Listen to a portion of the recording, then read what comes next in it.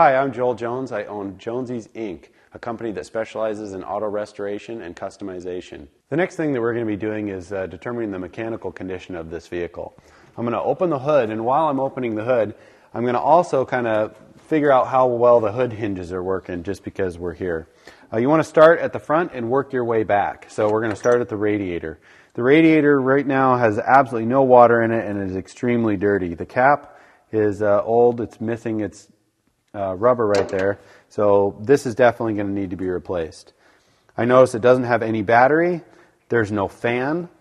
The alternator right here is sitting loose on top of the intake manifold. This is a rotor for the distributor, so that immediately indicates that this vehicle has had some serious problems with it. You want to look at where the engine is filled by. You see how dirty, grungy that is? That means that this vehicle has a lot of blow-by. It has mismatched valve covers. This valve cover is different from this valve cover. That means that somebody has been in there doing a lot of things. Also, I know by looking at this that this engine is a V8.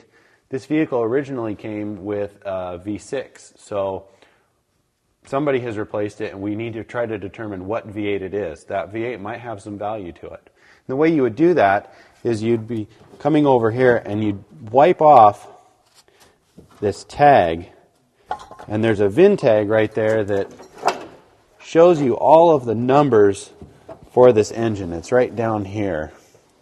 And you could look up in books to determine what engine this vehicle currently has in it. I've already done this on this vehicle, and it's actually out of a 65 Impala.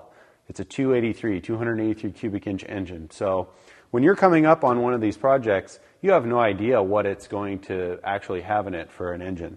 You want to quickly look at the oil. This oil is black.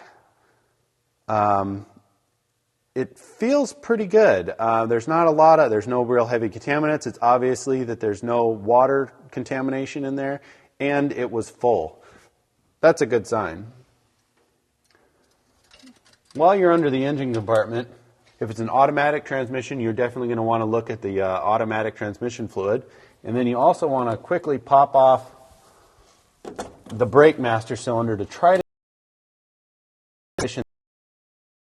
This reservoir is completely empty, so that means that brake fluid has gone somewhere. It's not in the brakes, so this vehicle has no brakes. So that's a basic assessment very quickly to determine the condition of the vehicle, whether or not you can start it, whether or not you're going to be able to stop, and whether or not there's anything majorly catastrophic wrong with the vehicle.